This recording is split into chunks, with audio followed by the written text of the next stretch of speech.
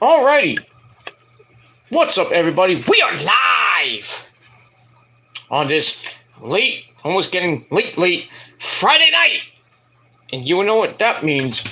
It's time for another video right here on the main channel, Killer of Demons 66. Yeah! And as always, thank you for watching. My name is Peter Joseph, otherwise formerly known as Peter Gilmore, but you know that already. But now, we're going to be real, going to be positive. That's all that matters. So thank you all for watching on the Killer of Demons channel. Like I said, once again, my name is Peter Joseph, PJ, Peter J, whatever you want to call me.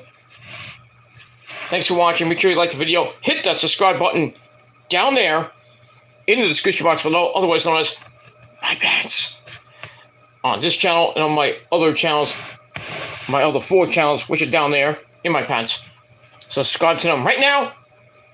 And don't forget to find me on Facebook, follow me on Twitter and Instagram. Share the video all over the internet. Don't forget to tap and slap that bell. And treat it like it's your bitch. Turn on all notifications so you don't miss a goddamn thing. And if you do, well, fuck you, man. That's pretty much it. So, like, share, subscribe, and hell, leave a comment if you want. But most importantly, subscribe and hit that bell so you get the next video, or you can watch my past videos if you go to my channel and go to my video section, my live and short section. It's right there.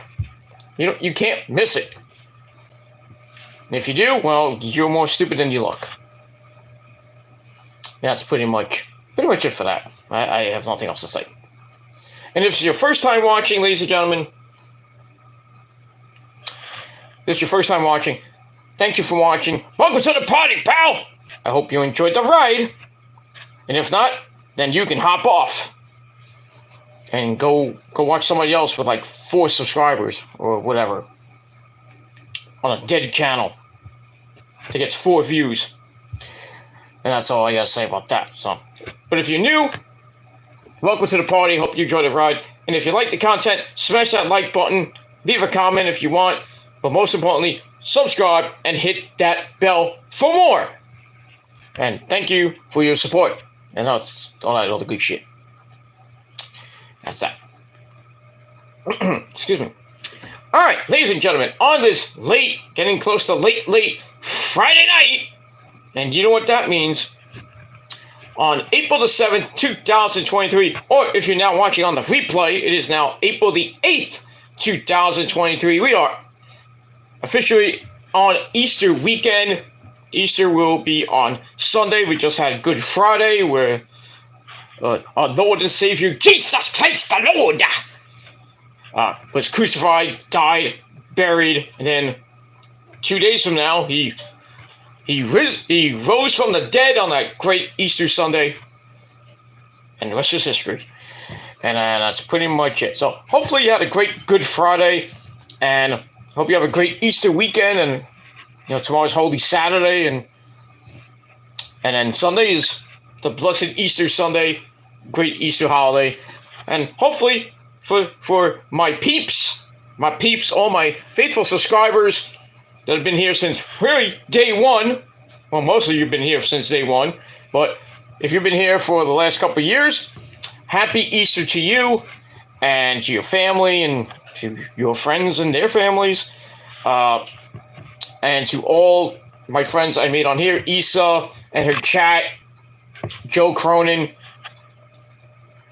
and people like Jeff the Iceman, and Andre Corbeil, and everybody else on here, Will Rally, all the people that have been in my chat for the last couple of years, good friends of mine, and hopefully you have a great Easter. And even to my former friends that I've made that I had in the past, like Nick and Prince Idol, Lauren, Eric, Jordan, Brandon, all the other people in the past, just coming out as a man, as just regular Peter Joseph. No, Peter Gilmore's dead now. He's locked away in the base in hell right now. He's suffering in hell right now. But coming out as my real self, Peter Joseph, that's really part of my real name, but So I want to come out and be real, and just me, just come out and say to Eric and Jordan and Brandon and everybody else, Nick, Norman, Prince, whatever, and Chase and Double Z, even fan of YouTube. Even though we went our separate ways, I just want to come out and say Happy Easter to you all, and I hope you have a great Easter with your family and whoever, your loved ones, and all that good stuff. And that's really all that matters. So hopefully you have a great Easter, and then we'll move on with our lives. That's really all I actually care about right now, because I'm done with that bull crap from 6 months ago. Starting on the road to recovery. The last 2 weeks have been pretty damn productive for me. Less angry and less not even get going back and forth with half of these immature trolls that really need to grow up. But yeah, I changed my name from Peter Gilmore to Peter Joseph, because I want to be real. I don't want to be some character. Like the Peter Gilmore name was like character. So I just want to be real. I just focus on my content, focus on my life, and that's all I really want. And if any of these idiots can't let me do that, then they're more immature than they look, and they really need to grow up and not be assholes on YouTube just focusing on drama. I'm not all about that anymore. I'm focusing on my life, and whatever the future comes for me, and that's basically it. So for all those people, I mean, if they somehow flip on my channel, it's like, hey, I wonder what Peter Gilmore's doing. Oh, and who's Peter Joseph now? No, well, now you know. More positive, more focus on my content and my life and getting better physically and mentally, spiritually. No, I'm not turning to God or anything. I mean, I'm getting right with the Lord, and all that stuff. But mainly focusing on my channels and talk about some wrestling and whatever I feel like talking about. And that's pretty much it. I've gotten a few new subs out of this, which has been pretty damn good. A couple of fakes, the same freaking people that have no freaking life. And there's still vids made about me. I care less. Same freaking things that they talk about. Call me the P word with still no proof. No real proof either. But, they want to keep going for the next 10 years of their lives. Call me whatever they will. I personally don't care. So if their future is going to be resentment and hatred for me, then that's on them. That's their problem. If the next 10 years, I mean, they're going to be in their their 30s and 40s, still having hatred for a 50-some-odd-year-old guy, it makes no sense to me. So, I mean, to those people, if you don't find your future now, then you won't find it in 10 years. You're going to still be the same boring as fuck people with very little subs, very little views, unless you get clout, off my name or off somebody else's name. I mean, good luck with that, but it is what it is. And that's pretty much it. But so that's it. I care less what those people say about me on community posts or in chats or even on their dead channels. I care less. I'm focusing on me, and that's it. If you're still gonna be jealous and obsessed, then you need a fucking mental evaluation. You need help. You need to go see somebody, because this is this obsession with me really kind of needs to end. Because if you're gonna keep going for another year, 2, 3, 4, 5 years, it's not gonna help you mentally or physically or even spiritually. Eventually you will get sick of me, and you find some other schmuck to go harass and stalk and everything. But eventually it's gonna come back. All the stalking and bullying and doxing and getting into people's jobs and lives and all this shit, it's gonna come back to haunt you. It's not gonna end well for you, unless you're gonna go to the slammer, or I want to say what else, but if it doesn't end end for some of you, then you're going to keep doing that. And if you go to jail, that's not my problem. That's your problem. I already put all my shit behind. I took accountability for everything I did the last 6 months. Even the last 14 years and 6 months on this godforsaken website. I took all accountability of that. You know, I heard a lot of people that I'll probably never get their trust back anymore, and that's fine. I don't really, you know, I mean, it was maybe it was best to go our separate ways with all the drama that happened last summer and really last fall. But now it's like 6 months later, you know, everybody's moved on, you know, but still these people have no fucking lives and want to continue ruining people's lives, and that's going to come back and haunt them. That's all I got to say about that. But anyway, enough about that. We're going to go forward into the future. And all that matters is that, you know, that I'm focusing on my channels and focusing on my life and not caring what those douchebags do anymore. I care less. They died tomorrow, I wouldn't care. I wouldn't care. That's pretty much it. Alright. Ladies and gentlemen, on this late Friday night, it's almost 2 o'clock in the morning, so I'm going to try to get this done pretty quickly because I want to enjoy my weekend, because I'm off this weekend for, you know, I was off today. I had to go to physical therapy, you know, because my back is just destroyed, so.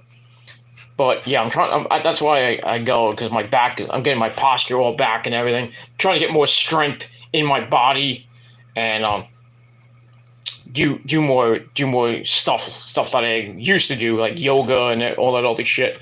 Try to get more strength in my body, you know. And I mean, you know, just enjoy the rest of 2023. It's gonna be. I got things to do. You know, I am going on vacation. I don't know when. Could be next week. It could be 2 weeks from now. It could be in June. It could be July. But you know, good thing about my job, I can rack up a whole ton of pay time off, and I can use it whatever the fuck I want, and go for however I want.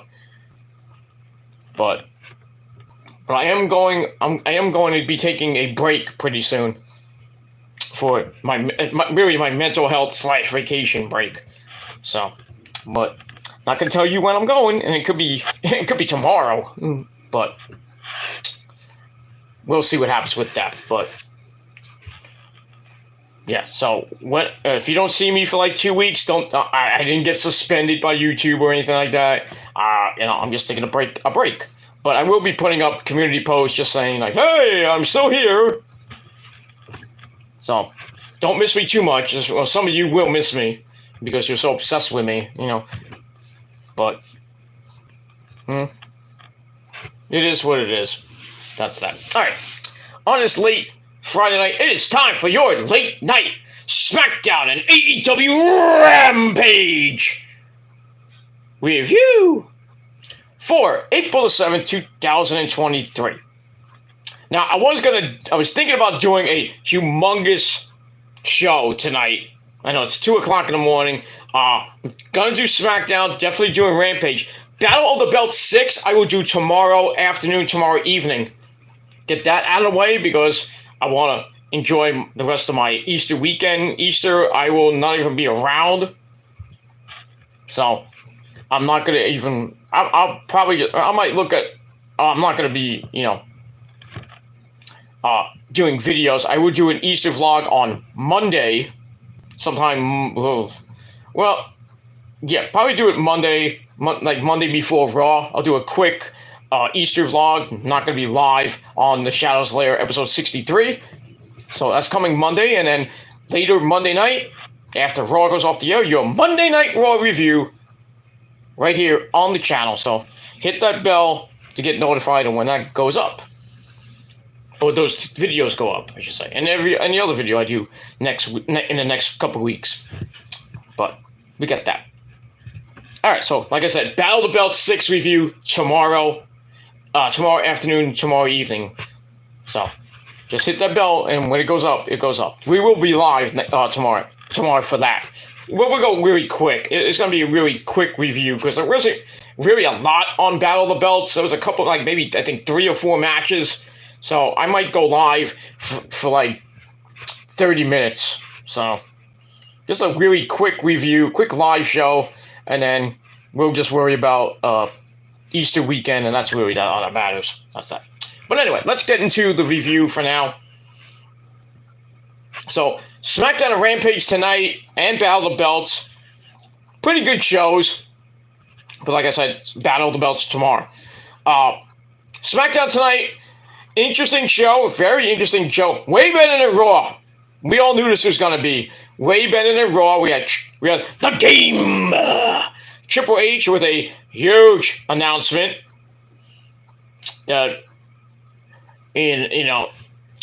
We all thought it was going to be a rerun of Raw with his announcement, but it was something else that was very interesting. And I did not hear much Fire Vince chants. You know, there was a strong possibility that SmackDown was going to be hijacked tonight by the fans in Portland, Oregon, but I really didn't hear much Fire Vince chants. And Triple H was supposed to start the show, but I think at the last minute, I think they knew that they were going to get hijacked, so that's why they started hour 2 with Triple H's announcement and with all that. But I mean, tonight's show felt different. Monday was Vince's show, the garbage fest that it was, even though it did a 2.26 rating. I don't know how it did that. Go figure that one out. But tonight, this was a solid Triple H run show, and I loved it. Wasn't great. It was pretty damn good, though. So let's get into it. Let's not waste any more time. All right.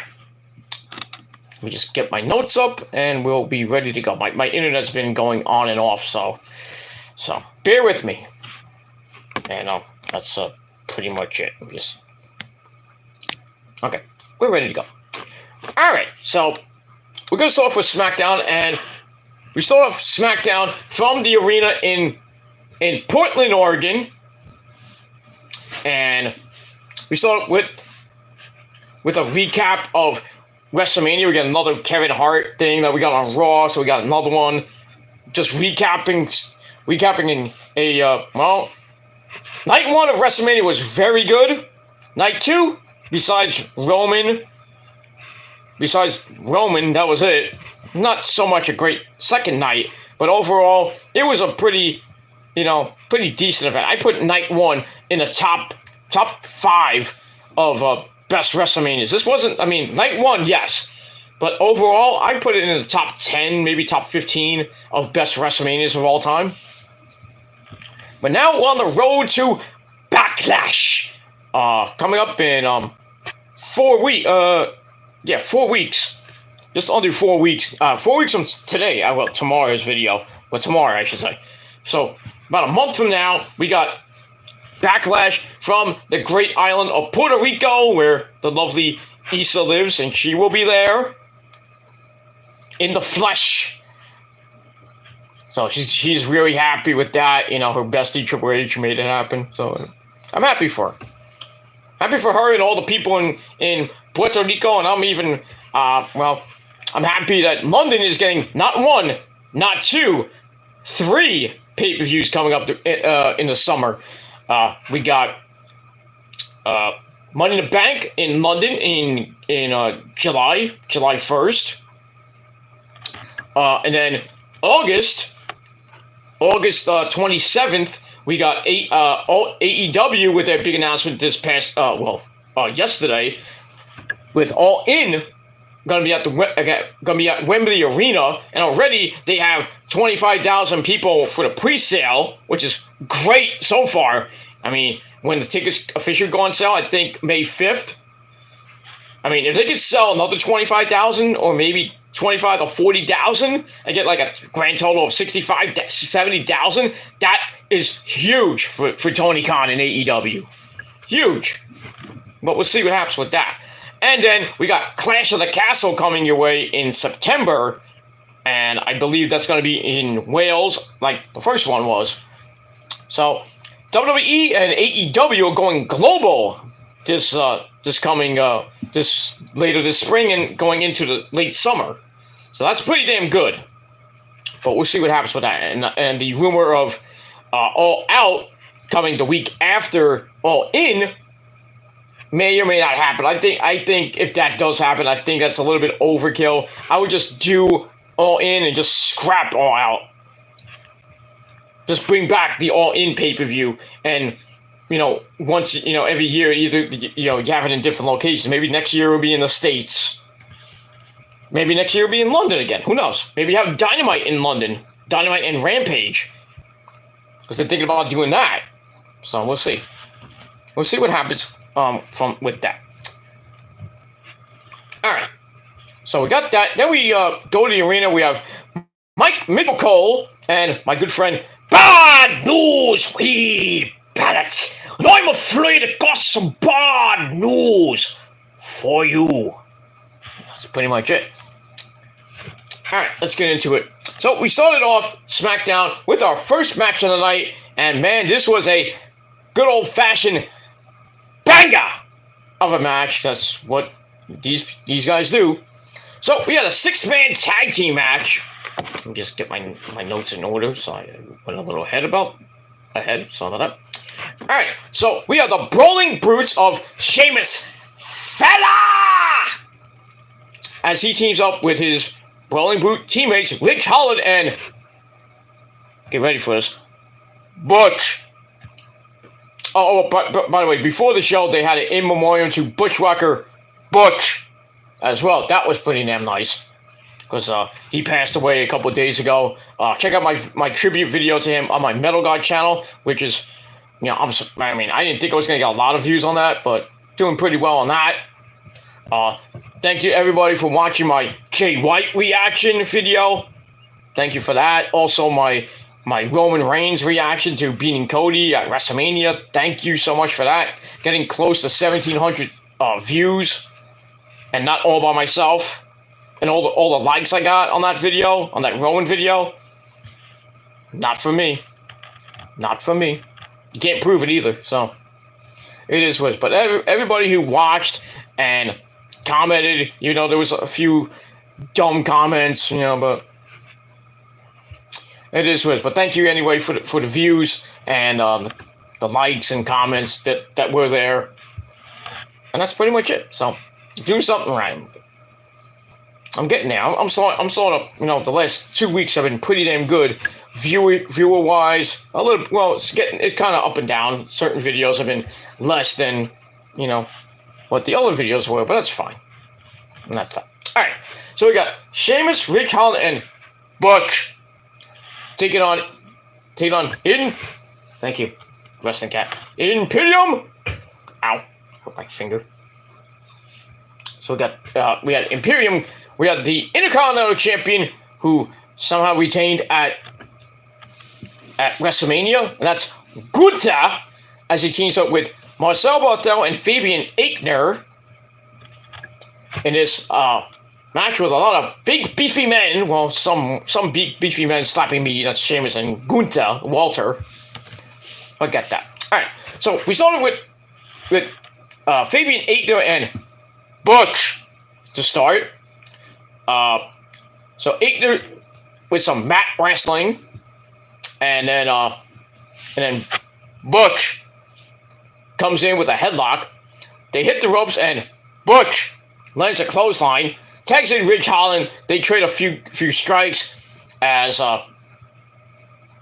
Michael Cole and Wade Barrett starts talking about Ridge Holland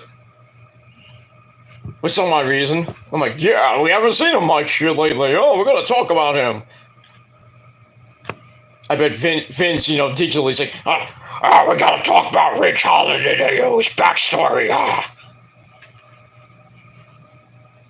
Thankfully, Vince was, this was, like I said, Triple H's show, and Vince had a little bit of input in it. There were a couple of rewrites, a little bit of changes here and there, but really not much from Vince, because he was doing it digitally, whatever it was. I'm like, yeah, stay that way. Stay far away from the gorilla position. Don't even go there live. Just stay in your little hole in Stamford, Connecticut, or wherever you're in. Maybe that freaking... Where you should be in a nursing home. You old fart. You old senile fart. That's that. And we move on with that.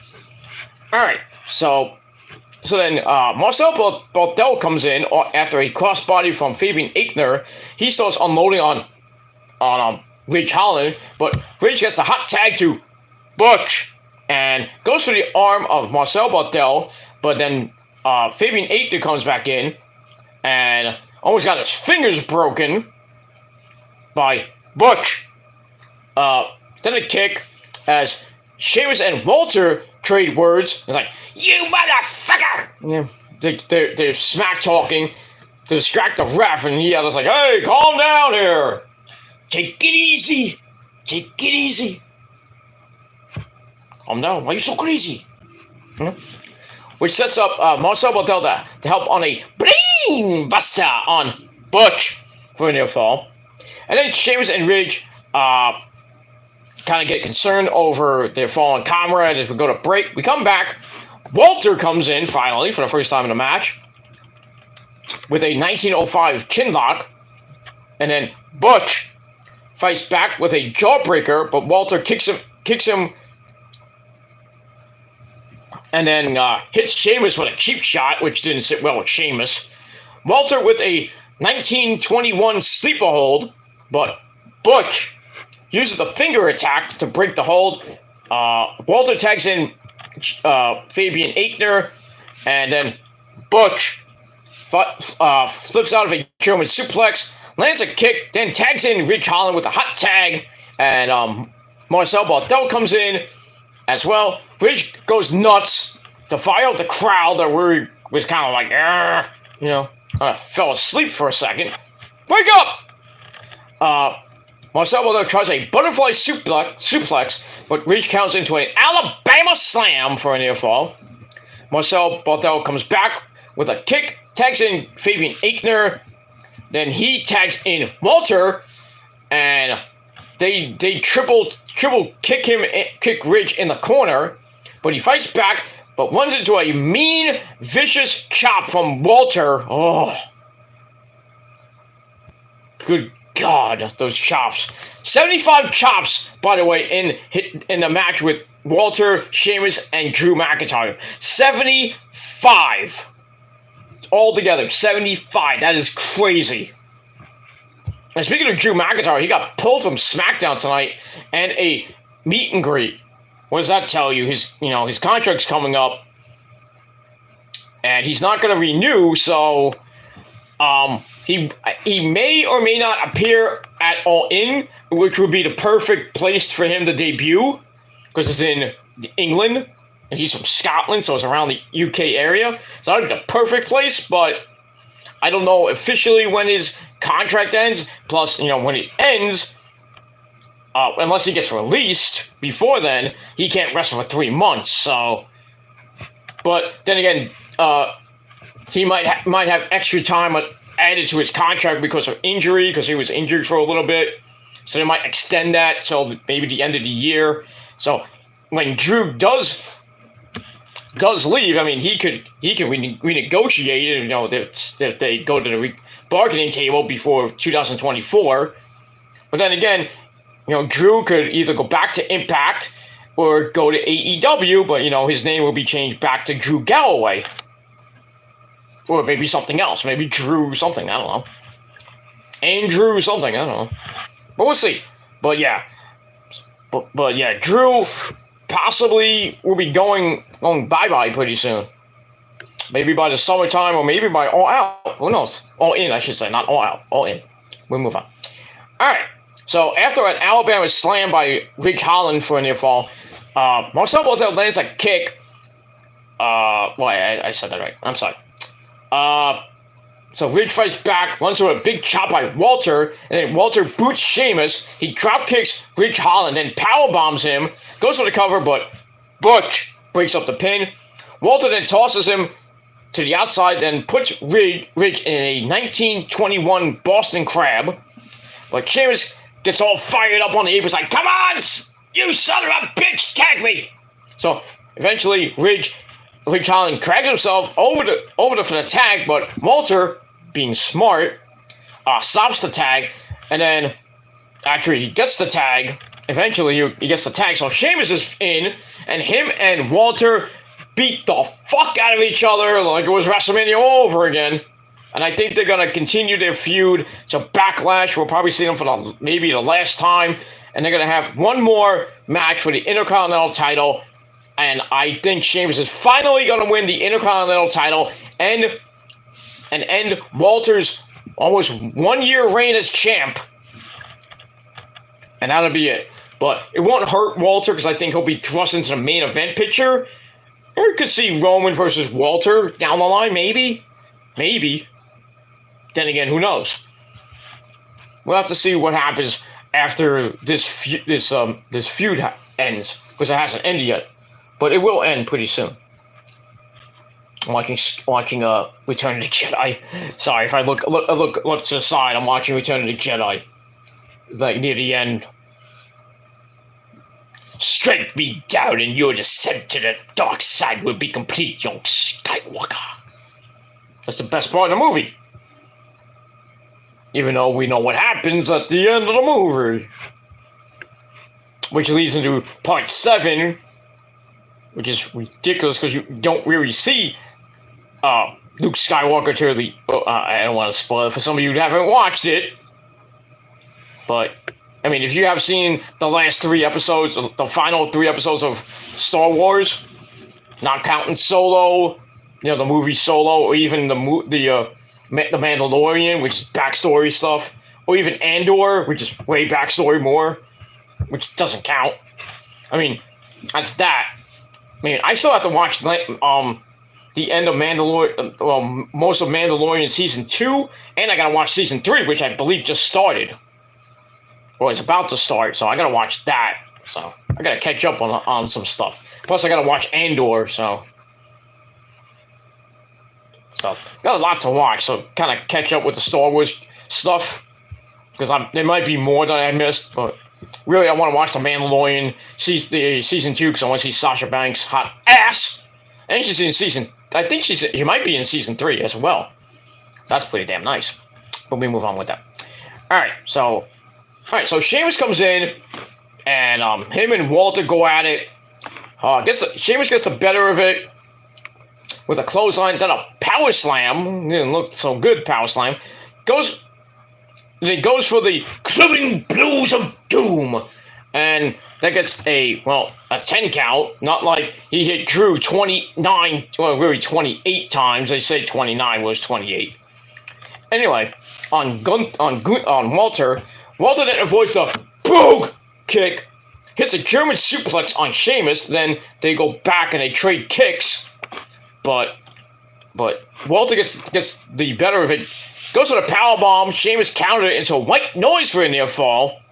And then basically everybody comes in. They get their signature stuff in. But ultimately, Sheamus stands tall. Looks for the bro kick on Fabian Aichner, who I didn't see get tagged in, but I guess he got tagged in anyway. And he was the sacrificial lamb as Sheamus hits the Brogue Kick, knocks him out. 1, 2, 3. The Brawling Brutes get the win. And a pretty damn good match. I gave 3.25 out of 5 stars. So a banger of a match to start Smackdown. That's what Sheamus and Walter do. They put on banger after banger after banger of a match. And their match on night 2 was brutal. Those chops, 75 chops between 3 guys. You want to do the math?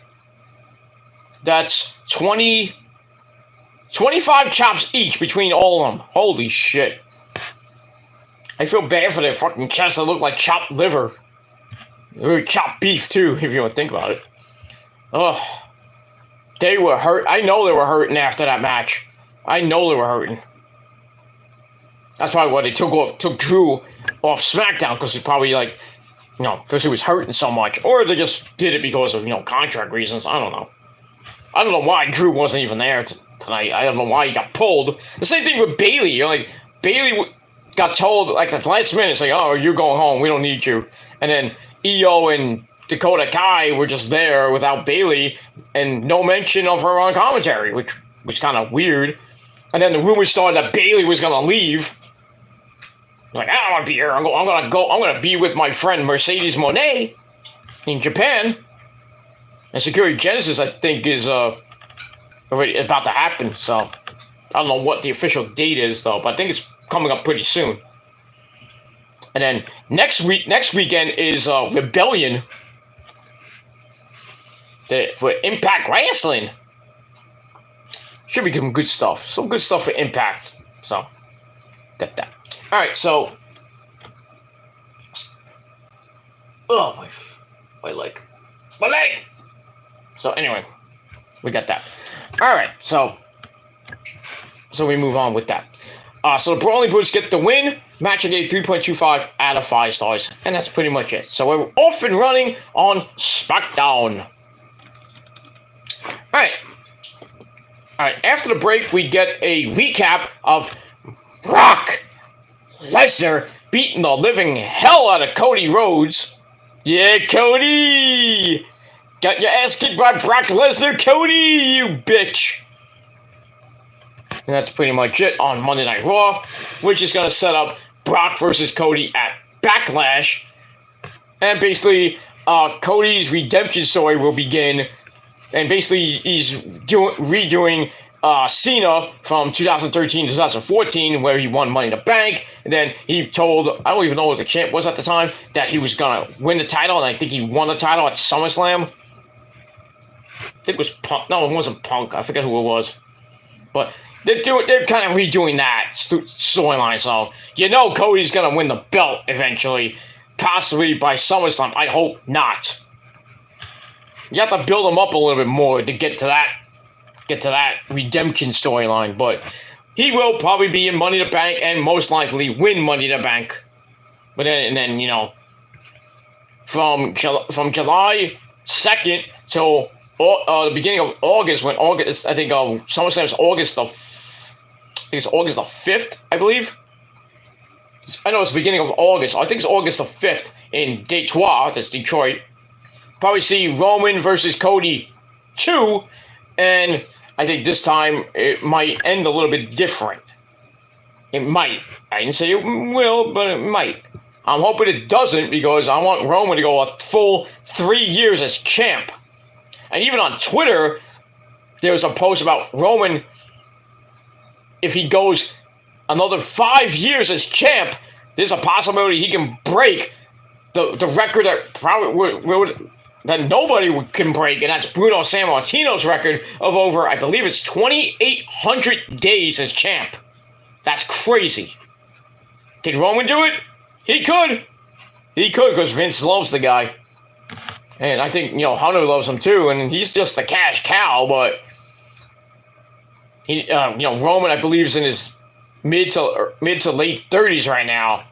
I mean, if he goes, he could go another 5 years, and hopefully, the leukemia doesn't come back, and he, doesn't come back, and he has to take time off for that and drop the belt, which I hope never happens between now and 5 years from now. But, eventually his reign is going to end. But we're getting close to 1,000 days right now. We're 49 days away from Roman hitting that magical 1,000-day milestone. And that's going to be on the day of King and Queen of the Ring in Saudi Arabia. That is going to be a magical day. And already Issa's got a whole day planned for celebrating Roman. I think she's going to go 24 hours. Oh, God. Memorial Day weekend is just going to be crazy for Issa. I mean, she's got to watch along for King and Queen of the Ring early in the day. And then after that, she's probably going to be on Wrestling Inc. podcast doing that review. And then in between or after that, she's going to have a humongous stream for Roman's 1,000 day reign as champ. And supposedly, allegedly, she's going to get a tattoo of Roman's 1,000 days, or maybe just 1,000, wherever she gets the tattoo. And she's going to wear a wedding dress. I mean, she is basically Roman's wife, if you think about it. Well, not the dog. I'm not talking about. Well, basically, she's mama to little Roman the puppy, and but to Roman Reigns, basically, we know, she's probably one of the biggest Roman Reigns marks out there, or the biggest, the Roman Reigns mark. But I digress. We love Rose. Rosa. I'm thinking of Rosa.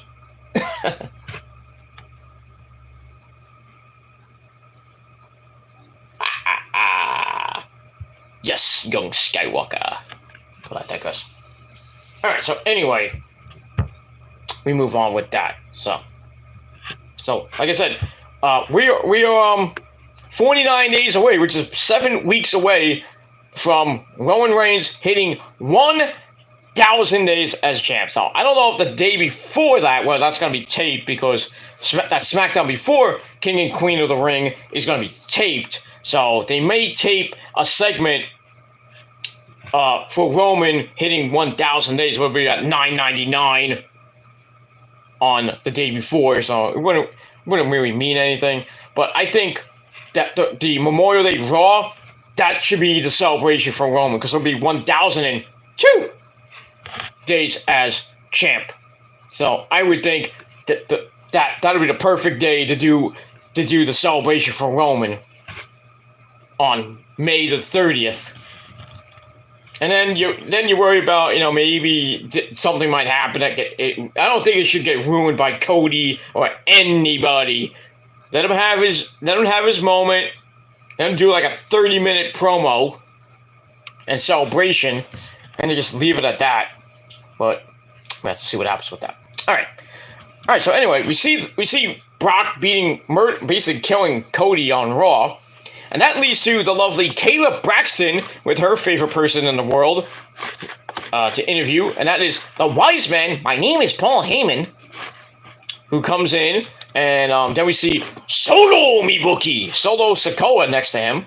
So Mr. Heyman objects to being booed. He's like, you can't boo the wise man. Okay, they boo him anyway. Marks. So Kayla asks if he knows anything about what Brock's actions on Monday night. So Heyman basically passes over the question. So he's like, he knows something that we don't know. So he passes over the question, talks about something more relevant, like Roman winning while the Bloodline main evented both nights of WrestleMania. He brings up Roman is almost at 1,000 days into his illustrious reign, and nobody in the modern era is going to beat. Not even that bitch named, well, not bitch, sorry, that person named Bianca Belair for the women's title, because that's women. But it is what it is. And then out of nowhere, Jey Uso, what's up, Uso? Jey Uso comes in, and he's like, OG, we gotta talk. So Jey asks, he's like, hey, have you seen my brother Jimmy? So Heyman's like, well, Jey,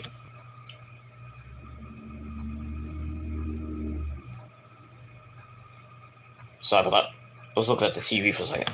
But anyway, so Heyman says, well, Jimmy ain't here tonight, as Roman wants him to watch from home to remind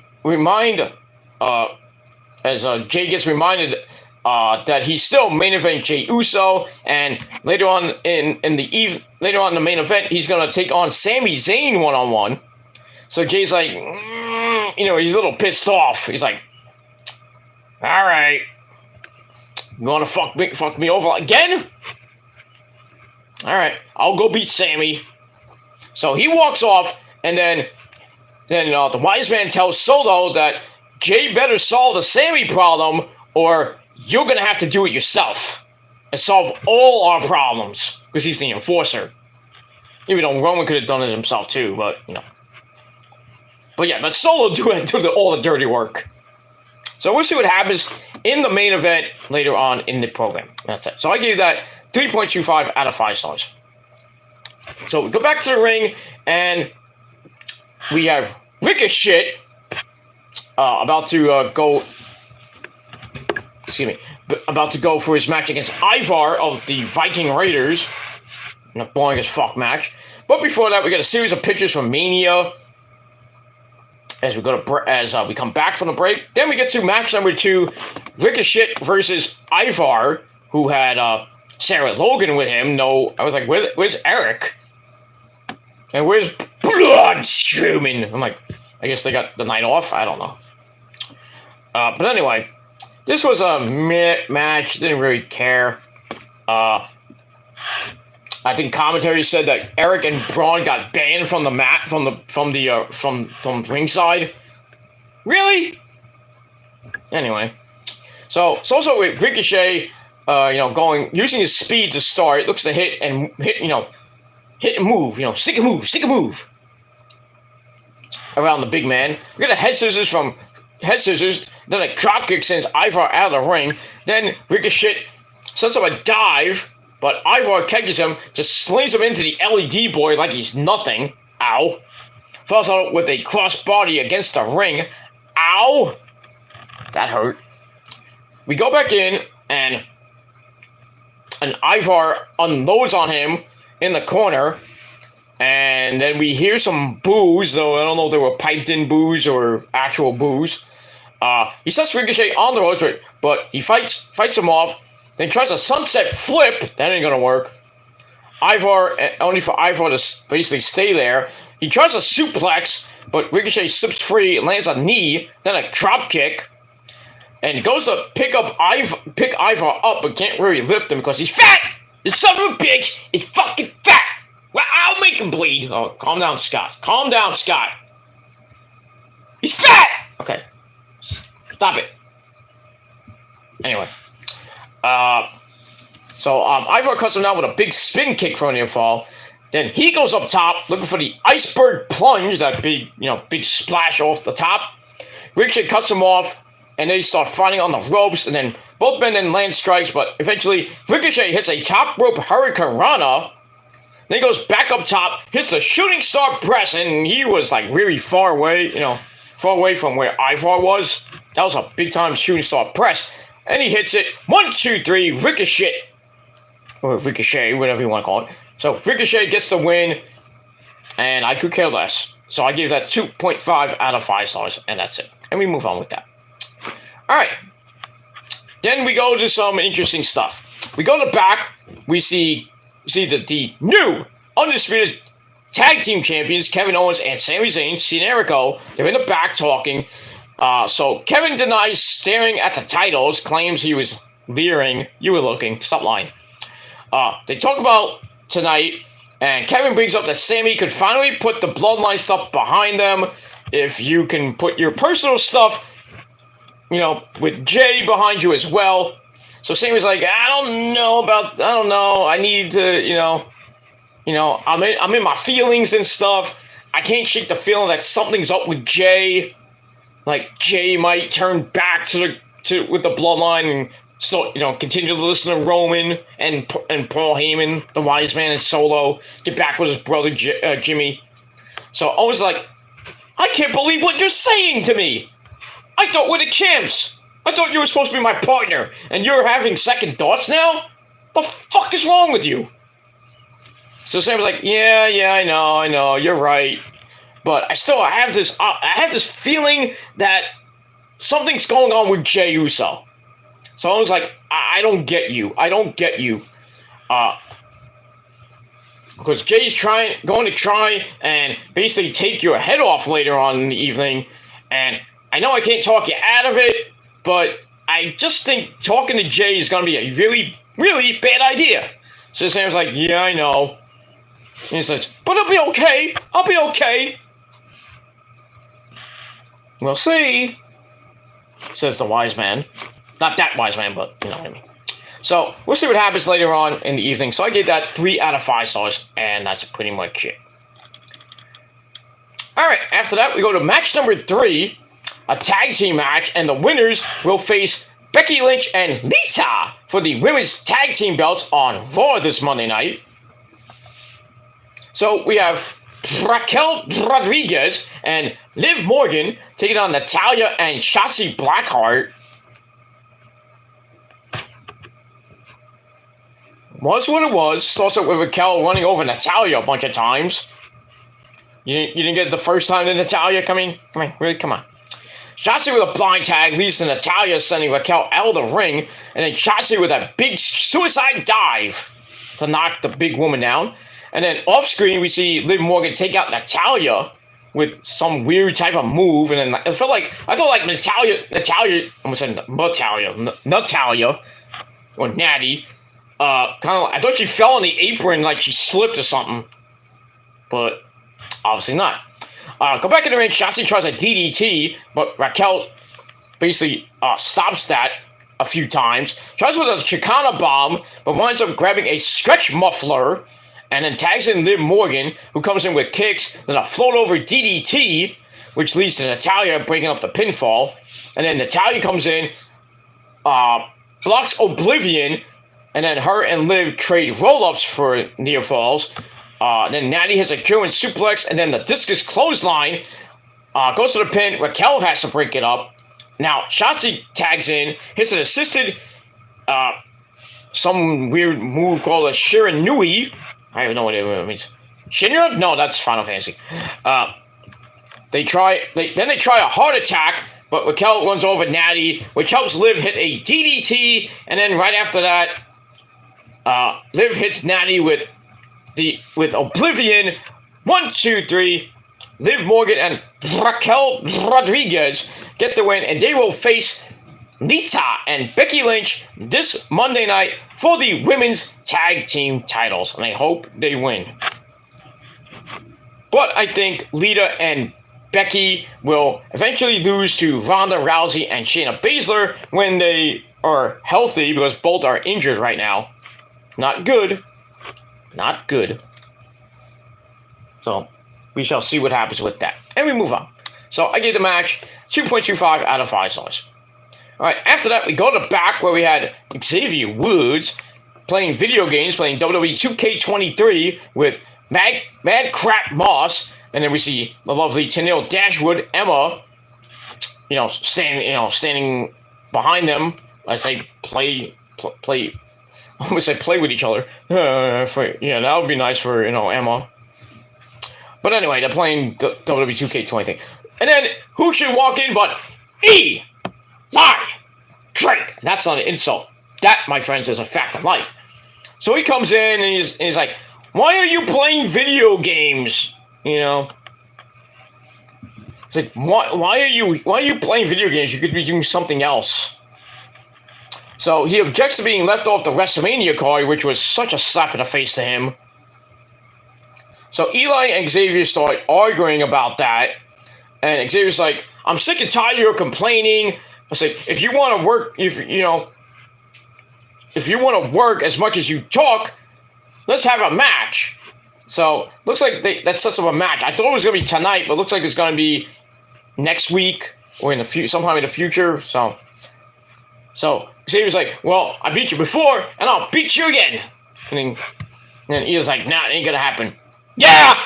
Dummy! Yeah! So we'll see what happens with that. So I gave that segment 2.25 out of 5 stars, and that's it. Alright, then we see The Game walking to the ring, and we're gonna hear from him after the break. Alright, so we go to break. We come back with The Game. Triple H.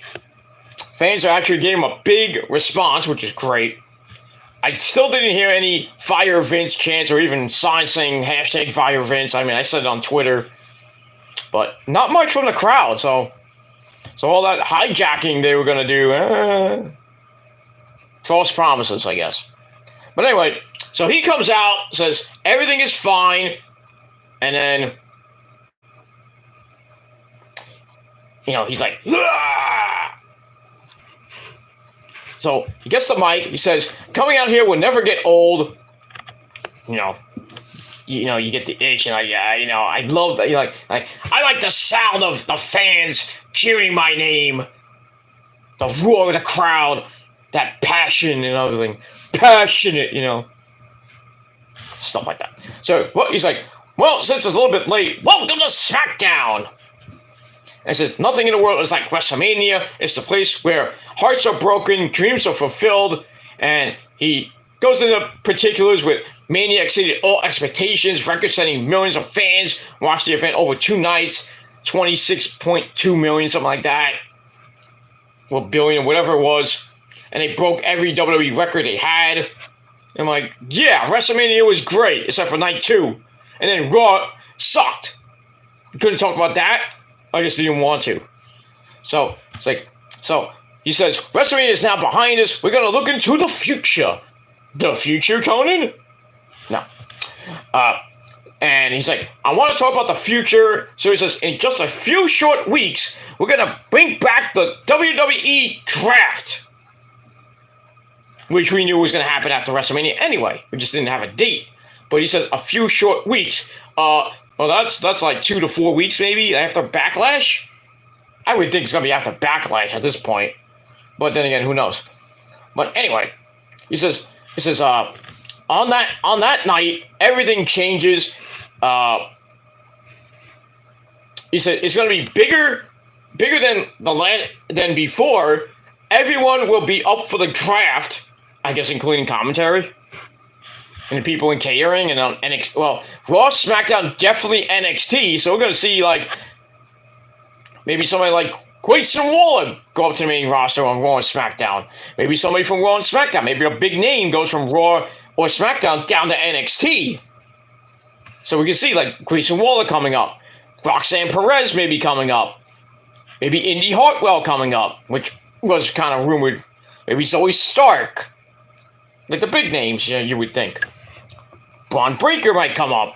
That would be nice. I already said that. He should come up already and go after Roman probably around, I was going to say SummerSlam, but now that, that got Money in the Bank, maybe he wins Money in the Bank and then cashes on Roman, which will be a bad idea for him because he would lose. I can't see Braun Breaker of all people being the guy to beat Roman. I just don't think Vince McMahon or even Hunter would have the confidence to pull the trigger with Braun Breaker, and he'll be the face of WWE? No. I don't see anybody in NXT can even beat Roman. Not Grayson Waller, not Braun Breaker, not Carmelo Hayes. Nobody. So we'll see what happens with that. But everybody's eligible for the draft. So he says, we're going to change the game. Did somebody used to say that? Oh, yeah, EC3. So, anyway. So, with that out of the way, he then introduces the person that had a pretty damn good night, and that's Mommy Rhea Ripley, who comes out with the rest of Judgment Day. Papa Priest, Dom, ex-con Dominic Guerrero, and say, look at my son, even though he got his ass kicked by that bitch Rey Mysterio, pero he still made me proud with that epic entrance. Yeah, Eddie, that was a great entrance. But it would have been better if he came out in a lowrider. But why did Rey come out in my lowrider? That bitch. The pendejo. Pero. Pretty much, Dom should have came out with the hoopty, not Rey. I know Rey was paying homage to Eddie, but, Eddie was like, the fuck is this, ese? Pero. Rey's a gringo. Yeah, he is. So that's that. All right, so Rhea comes out with the rest of Judgment Day. Hunter goes up to them. He shakes Rhea Ripley's hand. She's smiling, obviously, because, from NXT days. Priest, the same thing. Dom shakes his hand. And then he goes to Finn and does the old, "Too sweet me for the love of God." Bullet Club. Bella Club confirmed. So we'll see what happens to that. So they get in the ring. They all have mics. So Rhea says her win over Poochie. It's something I would call my dog. But I don't have a dog. I have a cat. But, the rest of the cat. So Poochie, meaning Charlotte Flair, will go down as changing sports entertainment forever. She destroyed and dethroned Charlotte and thinks it's time everyone rises for her, because I guess now she's the queen.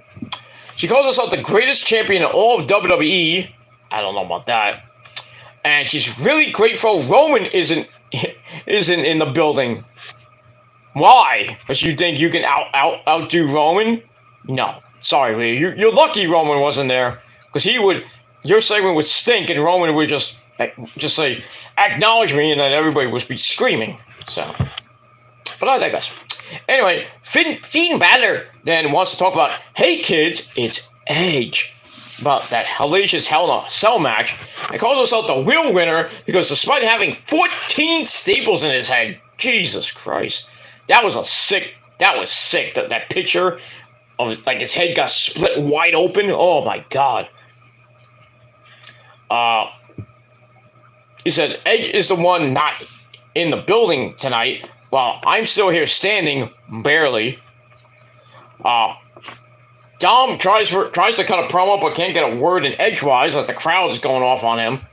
And then we see a House of Black sign in the crowd. I didn't even notice that. I had to look on the replay. I'm like, oh snap, House of Black. I'm surprised that wasn't taken by security. Well, maybe it did later on. I don't know. So anyway, Dom says I decided not to show aggression towards my dad. He held back at WrestleMania because he knew he couldn't hurt him. At the end of the day, he's like, I still love my dad.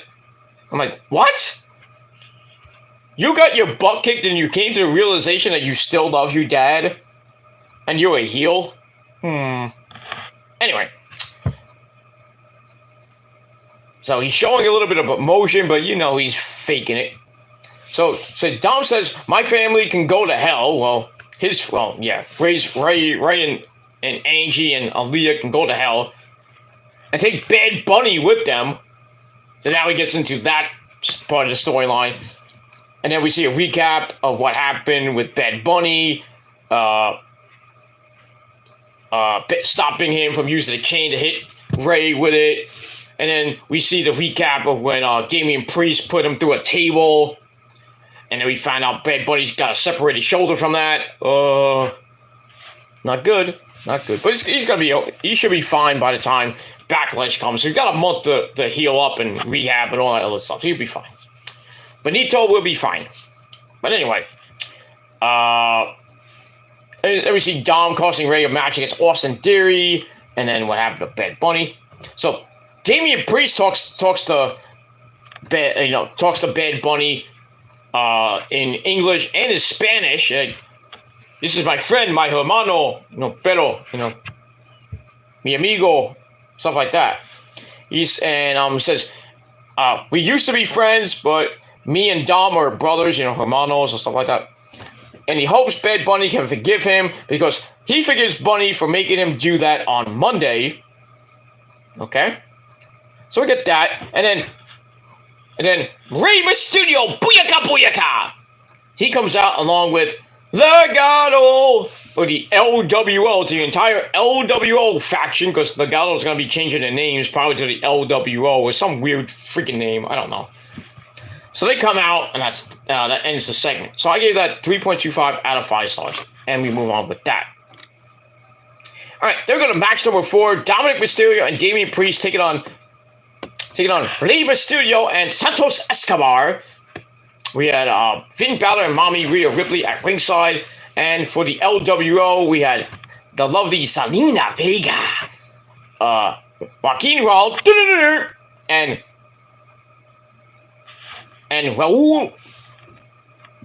Raul Mendoza. So we had that. So it starts with Dom and Ray. Feels like we've seen this before. Dom's like, I'm not going to fight my dad. I got my ass kicked at Mania. Papa Priest, you go in and fight him. So Priest lays in the Ray and then tags back in Dom. This time Dom starts fighting his dad. Launches Ray into the corner. Then a suplex from Dom. Gets a 1 count. Ain't going to beat him that easy. Ray starts to fight out of the corner. Tags in Santos, who comes in like a house of fire. Hitting a tilt-a-whirl backbreaker on Dom. And then another one. Ow. And then Ray comes in, launches Priest out of the ring. And And then him and Santos hit stereo dives as the LWO are in full control. They pose in the ring, like, ooh, look at us, you know. As we go to break, we come back, and as always, during the break, the heels come back. Damien comes back, works on Santos Escobar, but he fights back with some punches, but Priest goes, smacks him in the ears, hits a flatliner for a near fall, tags in Dom, who grabs a front headlock. Santos trying to tag out to Ray, but eventually he back body drops Dom, tags in Ray, who comes in like a house of fire, beats the crap out of Dom, but then runs into a very looking Michinoku driver for a near fall. It's like he turned him around and just fell. Not really a Michinoku driver, but effective anyway. Dom takes basically forever to do something, and then we hear like Ray like he's saying something we can't hear him. He's saying something like, beat me up. Something like that. Ray fights back with a drop kick, and then a lion salt for a near fall. Sets up for the 619, but Mommy Rhea Ripley pulls her, Dom out of the way. And that leads to Selena Vega getting on the apron and hitting a Hurricanrana off the apron to Rhea, who then hits the floor. And then Rhea Ripley's like, oh, you're dead now, bitch. She chases Vega out to the crowd. So you know what that means? Rhea Ripley versus Selena Vega at Backlash. So Selena Vega, who's talked to Issa in an interview, was like, and Issa's like, oh, you and Rhea Ripley should have a match in Puerto Rico. I wonder who was listening. Hunter? Bestie was listening, and then that's probably what's going to happen. Rhea Ripley versus Zelina Vega in her home country of Puerto Rico. Is she going to win? No. Sucks to be you. That's pretty much it. So Rhea Ripley chases Zelina Vega through the crowd. Damian Priest tags in, and then Santos Escobar comes in. Dom eats the 619, but he's not the legal man, as Priest is the legal man. He stops the Phantom Driver from Santos. Then he hits South to Heaven. 1, 2, 3. Judgment Day pick up another victory, even by chicanery. And that's pretty much all I gotta say about that. So Dom and Papa Priest get the win. Match was decent. They gave it 3 out of 5 stars. And that's pretty much it. And we move on. Alright, after that, we go to the back where we see Sami Zayn talking to a stagehand. He's like, have you seen Jey Uso? And the guy's like, he's over there. So he gets pointed in the direction, and we go to break. So, not going to be looking good, I don't think, for Sammy. But we'll move on.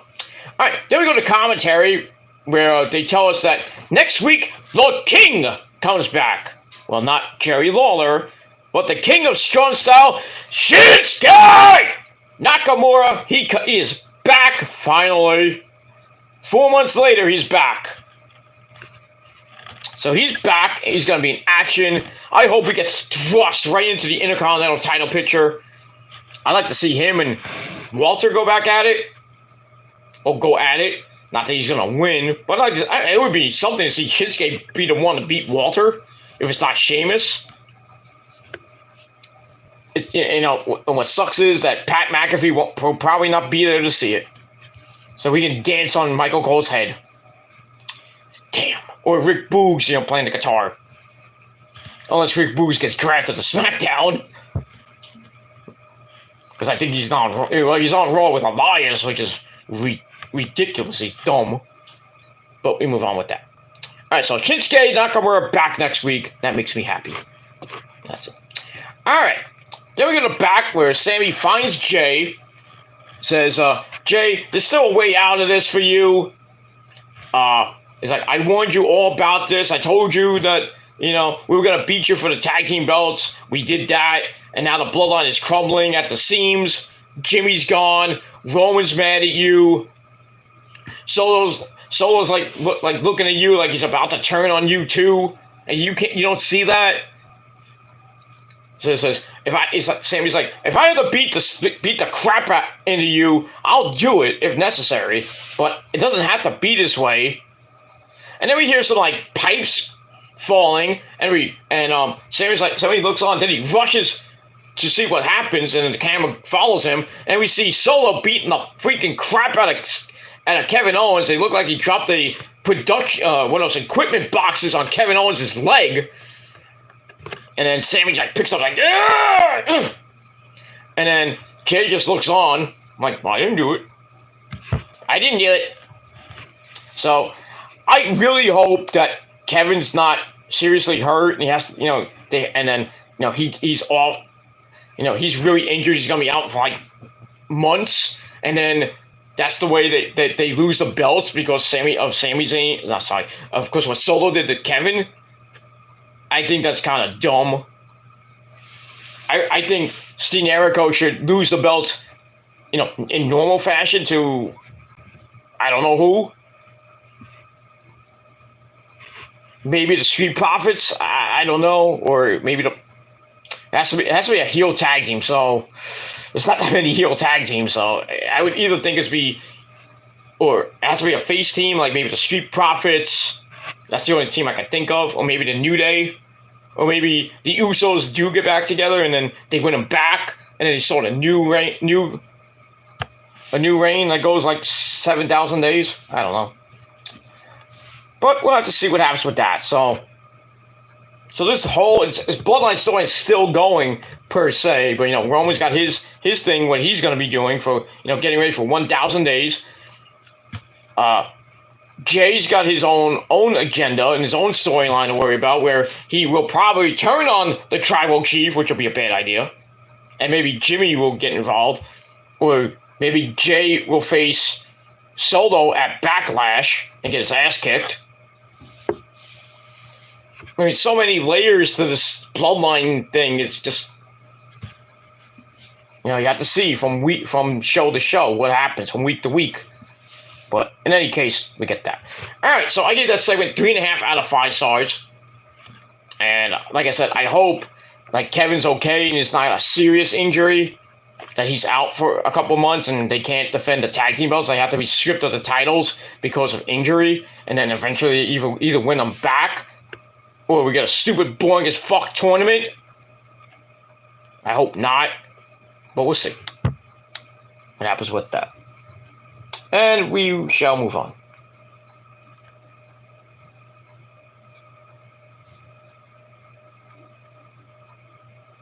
Any case, the end of Return of the Jedi. So it is what it is. Alright, getting close to 3 a.m. I gotta finish this. It's 3 a.m. I must be lonely. No, I'm not. I'm not lonely. I'm not. What happened, Wrestling Cat? Wrestling Cat's taking a snoozy. Snoozy, and she's like, ugh. But it is what it is. Alright. So, about to get to the match between Sami Zayn and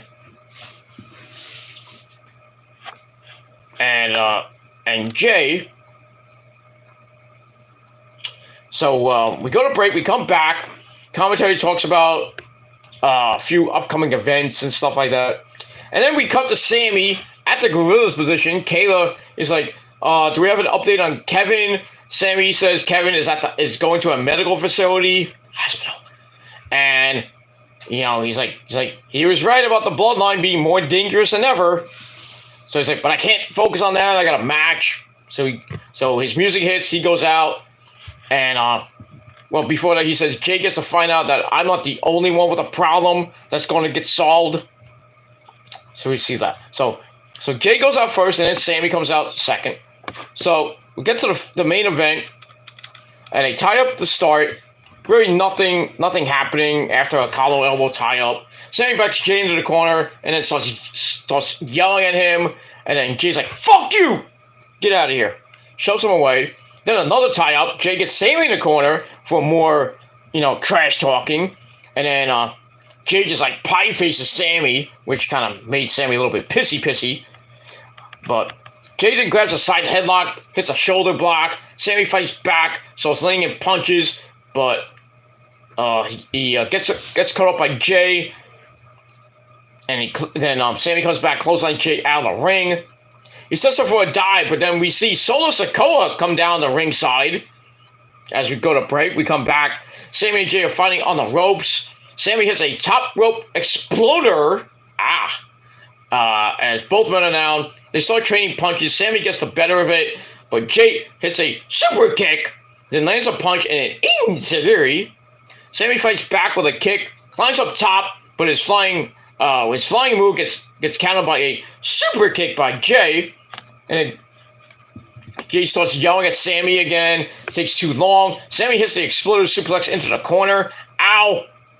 Then he loads up for the hell of a kick, but Jay avoided it, grabs a schoolboy for a near fall. Sami comes back with a blue thunder bomb, which you know gets a near fall, because he only won it once. Once out of, like 50 million? But anyway, Sami lays in some punches, then starts yelling at Jay, then climbs up top. Jay catches him there with a kick. He goes to climb up with Sami. He wants a superplex, but Sami fights back with some punches. Eventually, Jay lands a headbutt, and Sami almost fell out of the ring. Well, off the turnbuckle. That would have been a really nasty landing.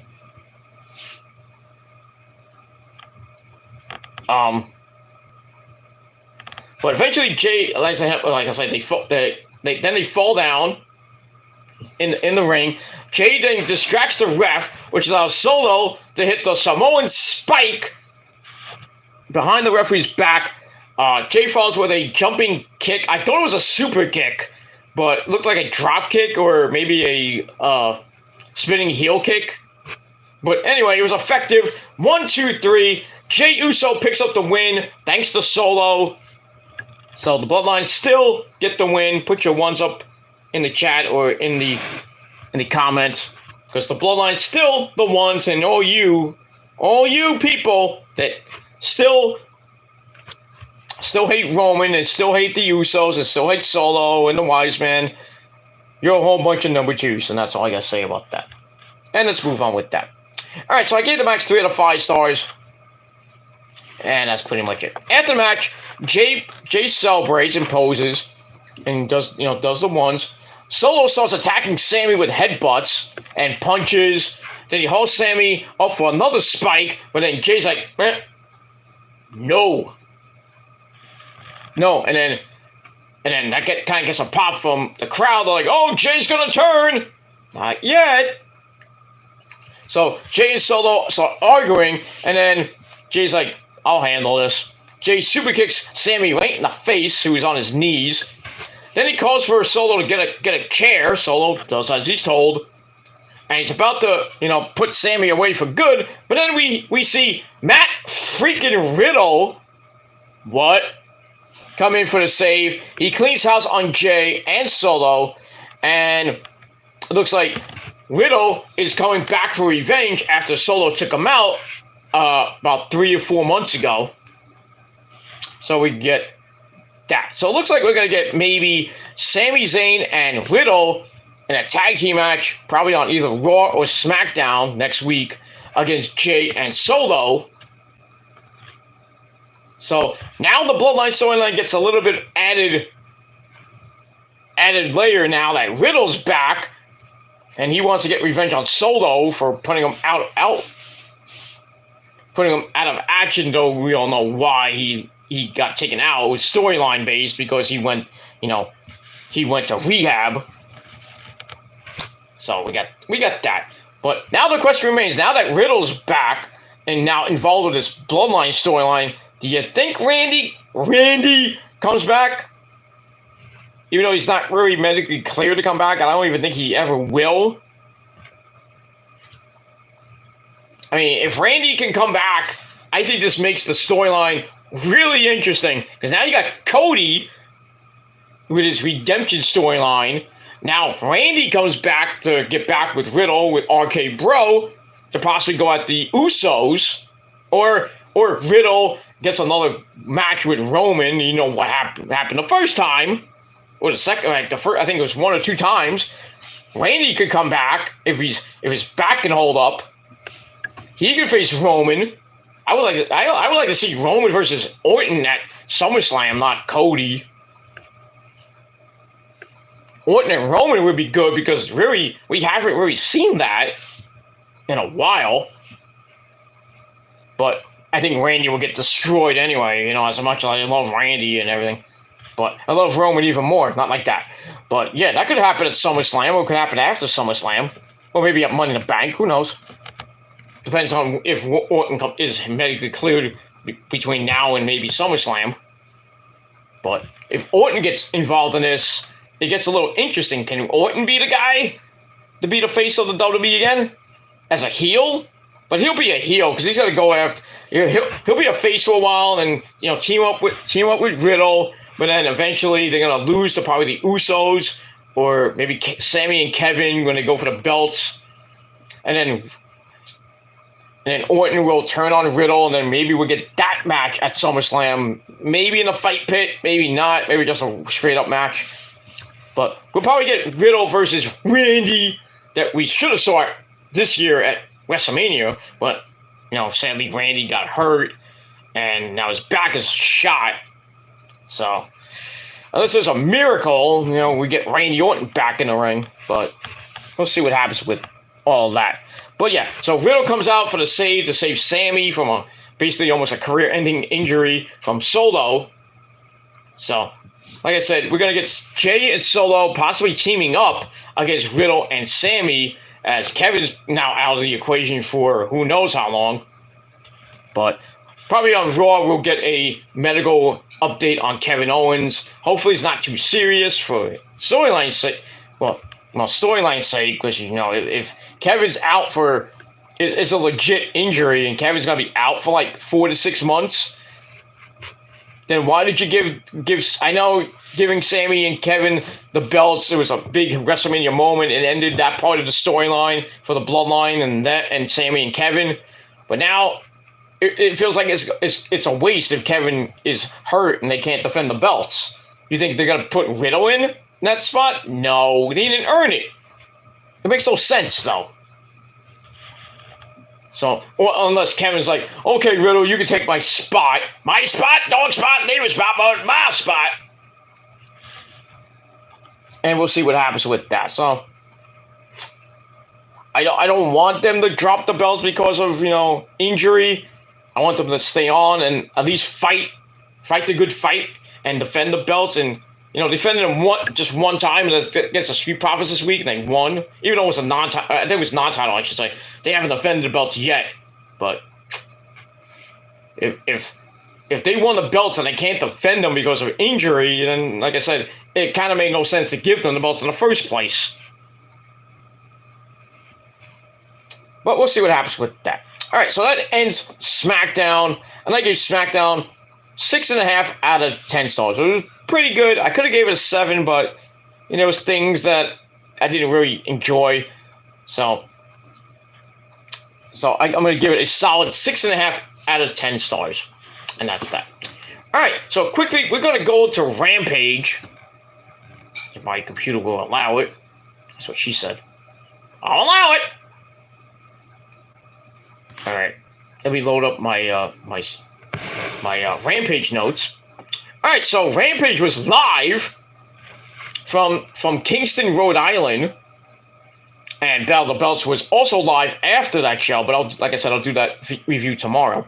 So let's quickly get into the results for Rampage. So we had a man behind the mask, Excalibur. Good old JR, Jim Ross, by God, barbecue sauce. So cold. And as always, the very evil and very should be in the Hall of Fame, legendary commentator himself, Tony Baloney Schiavone. Alright, so we start off with match number 1 for the FTW Championship under FTW rules. The rematch between Old Ego Ethan Page, who just came out by himself as Matt Hardy, and the man who can I get who's in the back looking on, Ethan Page. He takes on Send for the Man, Hook. Get in here. So Hook, ladies and gentlemen. So Hook comes in, and we get this match. Match was really not that hardcore. I mean, it was FTW rules. They did fight into the nosebleed seats, which was crazy. They're fighting in the crowd, and Ethan Page is like, get out of the way! He's trying to go through the crowd, and there's like security guard like at the end of the aisle. And all these people, all the freaking fans are like trying to move, and there's probably not that much room to go. I'm like, if I was there, I'm like, where am I supposed to go, idiot? What, you want me to stand on the freaking seat and fall? I mean, God forbid, like, if I was there and Rose was next to me, I'm like, good luck getting past us. Well, getting past her. Sorry. Now I'm gonna get beat up. Shh. Don't tell her. She's sleeping soundly, so don't tell her. But in any case, they fight through the crowd, and you can win by pinfall or submission anywhere in the building. Falls count anywhere, like I said. And Tony Bone's like, hey, did the bell ring yet? I didn't hear the bell. And then Excalibur has to tell Tony, it's like, the bell did ring after Ethan Page sucker punched Hook earlier. So eventually they get back to ringside. Hook delivers a T-bone suplex to Page outside the ring. Ow. Brings in some chairs. He brings in a table. Then they kind of go back and forth. But we get near the end. Hook delivers a twist of fate. Somebody watching Matt Hardy tapes. Goes for the cover. Ethan Page kicks out of that too. He attempts another T-bone, but Page counts with a boot to face. He tries for the Laser Lamont Chico, the laser's edge. Something happened to me. Something going to happen to you. So he's about to go for the Eagle's edge, but Hook slithers his way into applying the Kata Hashime, the red rum, and once again Ethan Page taps out. So Hook retains the FTW title. He is now 26-0. I don't know who can beat this guy. But we'll see what happens with that. So, Hook gets the win. Pretty nice opener. And I gave it 3 out of 5 stars. Time to match, 9 minutes exactly. And we move on with that. Alright, after that, we go to QTV. Another boring as fuck segment with QTV. With QT Marshall Not. Along with Aaron Solo. That other guy that's on the... I don't know who that guy is. But then we have the beautiful, lovely, goddamn, her legs are as hot as Issa's and Stacy Keibler's. Danny L. Oh my gosh, she's fucking hot. So they're talking about, the match with the Lucha Brothers defending the Ring of Honor tag team belts on Battle of the Belts against QT and Powerhouse Will Hobbs, the TNT champion, and basically saying that they're gonna win the belts. They're laughing up a storm, and I didn't give 2 shits. So I gave that 2.5 out of 5 stars. So we'll see what happens. What happens after that? But I'll talk about that tomorrow. All right, then we go to your quick bathroom break match of the night that lasted exactly 2 minutes. So if you needed to go to the bathroom, you could go and come back, and the match would have been over.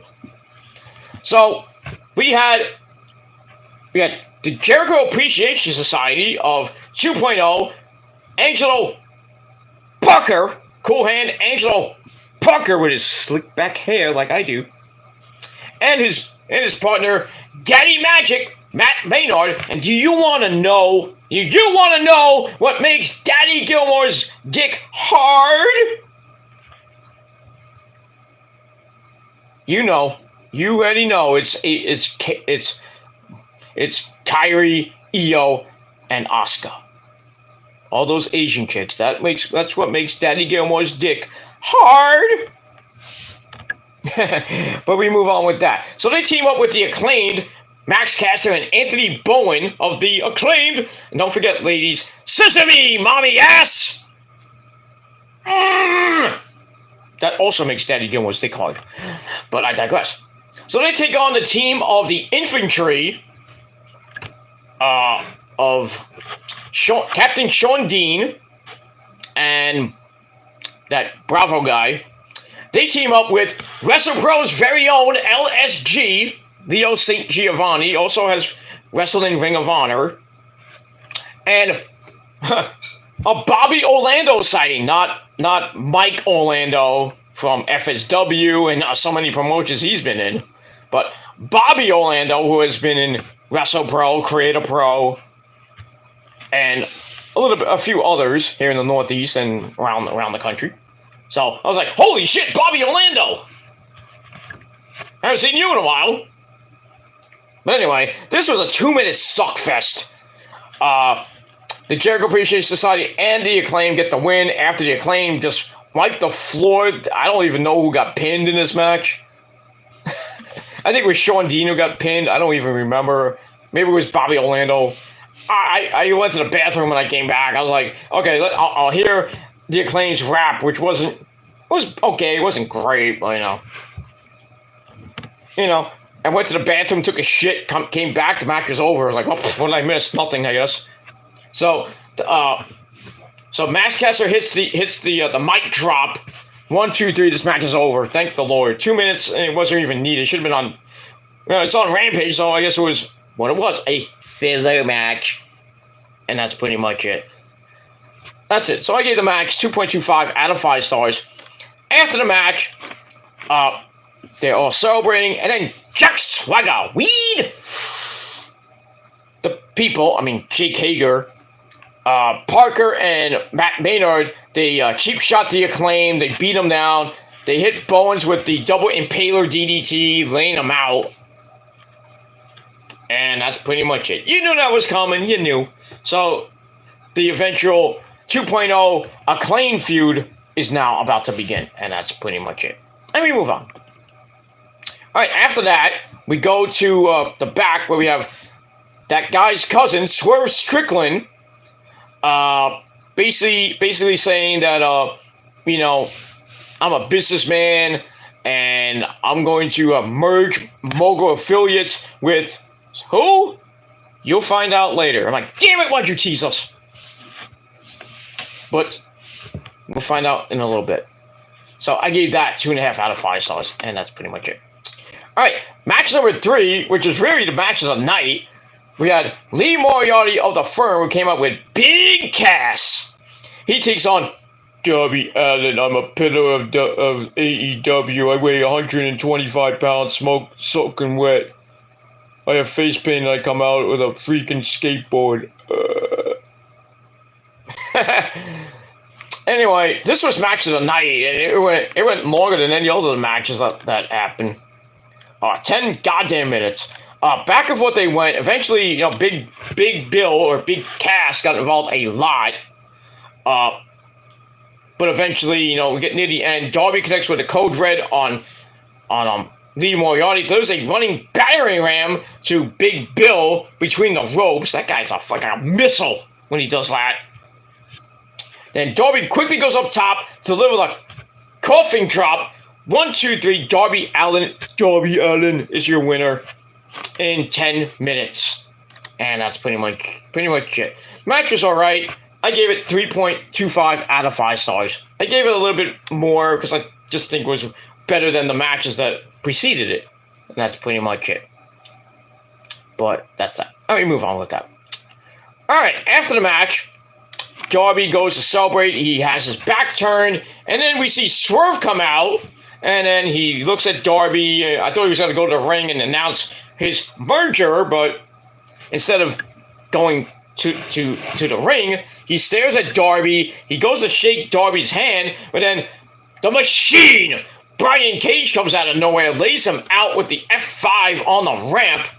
As my good friend, the real Prince of the Prophecy, Prince Nana, comes out, and it seems like the Embassy and Swerve Strickland and Mogul Affiliates have merged. So I guess you can call it the Embassy. I don't even know what you can call it, really. And I was like, I marked out on Twitter. I was like, Swerve just joined the Embassy? What? Prince Nana, get that money. We in the money. We in the money. Do. Because he's a Nigerian prince. So what do you want? What do you want Prince Nana to do, man? Give me a job would be nice. Sorry, just joking. Am I joking there, Prince Nana?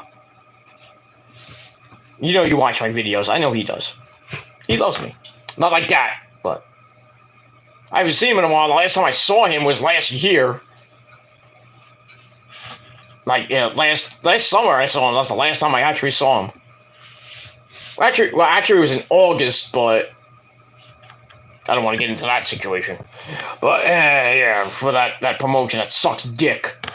And that promoter sucks bigger dick. But I'll digress on that. I care less for that promotion. That promotion's about to die anyway. Sadly for those wrestlers, but it is what it is. But, you know, the wrestlers there already... The wrestlers that wrestle for that promotion already told. They're not happy with that guy. They're not happy, but it's still around. But I care less about it. You know, if they have good success, then that's good for them. But the promoter can go suck a fucking cock. And I hope the promote really for him. I hope he gets fired and his promotion goes bye-bye. Oh yeah, you're harassing me. Fuck you. It's an opinion. You don't like my opinion? Go fuck yourself. Do something about it. But you won't. And that's pretty much it. Anyway, we move on with that. Where was I? Now I can't find my... There we go. Alright, so Swerve and the Embassy are now kind of merged. That's kind of cool, I guess. And we move on with that. So, yeah, so it looks like, you know, the Embassy are now going to be going at Darby and possibly the Man Called Sting. I'm like, oh, great. Now we're going to get another Brian Cage match with Darby. Didn't we see that about a year or two ago? With that cinematic match? Who was it? Brian Cage and... I forget who else was in that match. Against Sting and Darby, and I had a cinematic match where they fall off the freaking... I think Brian Cage got knocked off the roof to his untimely death, it seemed. Crazy. But we'll see what happens with that. Let me move on. Alright, then we go to an interview, a sit-down interview between Taya Valkyrie and Jade Cargill. We had RJ.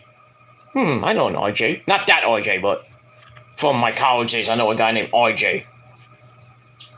But anyway, RJ, who does that, I forgot, some weird thing on YouTube. We'll get to that. So anyway, he tries to moderate the sit-down between Taya Valkyrie and that bitch show, Jade Cargill, the TBS champion, along with Smart Mark and Layla Gray, over the whole Jaded Road to Valhalla situation. And then all hell breaks loose. They get up and they're about to go at it. You know, tempers flare, and then Mark Sterling has to be the voice of reason. And then Jay's like, I got better things to do than talk to you. I got a match on Battle of the Belts against Billy Starks. That was actually a pretty decent match. Probably one of the best Jade matches of all, in her 54-0 championship reign. I think it was one of the actual better matches she's had. And Billy Starks, give her credit. 18 years old. She's 18. I'm not lying. She's 18. Where she's only 17, but she's 33. No. But anyway, yeah, Billy Starks gave Jade, all that she can have. But, man, this was probably Jade's... I think it was a really good test for Jade. She almost lost to Billy Starks of GCW. 18 years old, Jade. Billy Starks. She almost lost, but as we know, Jade somehow picked up, she prevailed and went to 55-0. Retained the title, and then Taya comes out and then almost laid Jade out with Road to Valhalla, but Jade escaped. So that's leading to what eventually will be Jade versus Taya for the TBS Championship. And if Taya can't do it, I don't know who will. They have to pull the trigger with Taya. They have to end this reign of terror that Jade is on. And I think Jade, if she does lose, she should just go straight to the women's title. Go there, win the belt from Jamie Hayter or whoever else wins the belt. If Jamie doesn't lose to like Ruby Soho, Paige, or Toni Storm, because then who would who would beat one of them will probably be maybe Rio or Willow Nightingale or some face has to win the belt, and then Jade will come in and then win the belt and hold that hostage for like a year. She's been over a year as TBS champ right now. Really, all those 55 wins. 3 people, really now 4 people. 4 people. I'll add Billy Starks to the mix. 4 people have really been competition for her. Athena, Ruby, Willow, and now Billy Starks. So out of that 55-0, 4 people have actually gave Jade a good match. Go figure that one out. How much they actually care about the TBS championship. But it is what it is. All right, so we'll see what happens with that situation between Jade and Taya next week. That's it. All right, we move on with our. So I don't know how this was the main event, but we got to our main event of the evening. We have Bismarck Henry with a video which leads into the match between Anna J, because she has a flat ass, hot ass, and a mean attitude. Lucky you, Jungle Boy. And she takes on Maria Brink, aka Julia Hart. And holy shit, Julia Hart, what music do you use? I want to download it. I think I'm going to look that up tomorrow. I'm too late now, 3:30 in the morning. I'm not going to look it up. As much as I'm so wired right now, I could stay up for another hour or two. But I'm going to go to sleep. I am getting tired, but it is what it is. And that's that. I might have a late night snack and then go to bed. Because I really got nothing to do tomorrow. Because I do have a couple of errands I got to run. And then basically the rest of Saturday, I'm done. I'm going to watch the Met game. By the way, Mets won today, 9-3. At home, the home opener. Yeah, now you get 9 runs, right? Now you wake up. And Tyler McGill with a great performance. He's doing it again. He's getting off to that hot start. The first start was a little shaky, but he had a quality start. He got the win. This time, he went 6 innings. Got a really scary moment where he got a line drive off the bottom, like around the shin, almost the ankle area, which would have really knocked him out for a few months. But he stayed in. He seemed fine. Pitched 6 solid innings, 6 shutout innings. And then Dennis Santana comes in and gives him a 3-run homer, making it 6-3. But then back-to-back home runs from my boy, Frankie Lindor. Well, that's my mom's favorite player of the Mets. Frankie Lindor hits a 2-run dick shot. And then my boy, where is he? Here he is. Let me just get it. Sorry about that. Yeah, check out my shirt. My boy, right here, Pete Alonso, with a big-time dick shot. Or a piss missile, as we call home runs now. So Big Pete with a home run, making it 9-3, and then basically the Mets won after that. So they get the win, back to 500, 4-4. Get that. So I'm happy with that. I'm happy. Good quality win today, and we'll see what happens tomorrow with Mr. Ghost himself, Kodai Senga, on the mound tomorrow. So we'll see what happens with that. And for you Yankee fans, you lost when you had a good chance to win. But Baboon does the stupidity that he does. I have to say, I'm a baseball fan. I feel for you Yankee fans, well, all 2 of you. I mean, they had Frankie Cordero. I think he was playing right field. And he was raking today. He was like on fire today. They take him out. They put in IFK in his spot in a big situation, and what does he do? Fails. So Yankees had a chance to win, and they fail. So they lost 7-6 to Baltimore in their home opener. And the Yankees not doing so good. But that's what they usually do in the beginning of the season. They stink, and then right around the All-Star break, they start getting red hot, and then second half, boom! They make a good run to the playoffs. And the division, they usually will win the division or win a wild card spot. And then, look out, they get red hot, they could face the Astros again and then get beat again in the ALCS, which has been their calling card for the last couple of years, on and off. They're able to get swept like they did last year. That would be really nice. I would love that. Again, but we'll see what happens with that. It's the only game. I don't even know what game number is for the Yankees. I think game number 6 was, excuse me, 6 or 7. I know for the Mets it's game number 8. So we got 154 more games, but it's early. The Mets. I don't know if the Braves won. They were up by 3 games over the Mets, and because the Mets were tied with the Marlins for second place. But now the Mets are in second place. I don't know if Atlanta won. So if they lost, then that 3-game lead becomes 2 games. So, it's early, the Mets, I don't want it to be a big lead by April at the end of this month, because, then usually if they're down by like 6, 7, 8 games, gonna be really tough to come back. Unless they go get red hot in May and June before the All-Star break.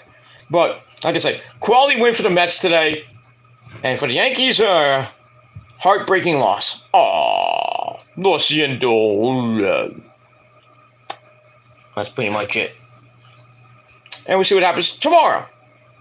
And this weekend, as, the Yankees and Mets will play on Easter. Mets will be at 1 o'clock on SNY. And that ends the series with the Marlins. And then right after that, I got a big series against the Padres who come into town Monday, Tuesday, and Wednesday. And then they go to the West Coast right after that for a series in Oakland. They got the Dodgers. Oh, that's going to be painful to watch. The Dodgers look, Dodgers kind of up and down, but, they're still the Dodgers. They're still, a team that you have to watch out for, especially in the National League. So that's going to be a big series. Justin Verlander might be back for that series. Hopefully, we'll see. And then after that, I think they got San Francisco. So they got their West Coast trip before coming back to face the Braves. Ugh. I have to either laugh at JD or cry. Or just really get pissed. But it is what it is. At least they don't face the Braves, the Marlins, the Phillies, or the Nationals 19 times. Because now with the new rules, now they're facing them like 12 to 14 times, which is better than 19. So, it's good. It's good. Pretty much it. All right, let's move on. Let's get away from baseball. Let's come back to... let's get back to that. Oh, by the way, the New York Rangers! They played the St. Louis Blues last night and lost in overtime. Still get a point. But they got 2 games left. They play tomorrow at home against the Buffalo Sabres. And then their last game will be coming up next week. I believe it's on the 12th or the 13th against Toronto. That ends the season. I don't know what seed they will get and who they may face in the first round. But it looks like they're going to be on the road, which sucks.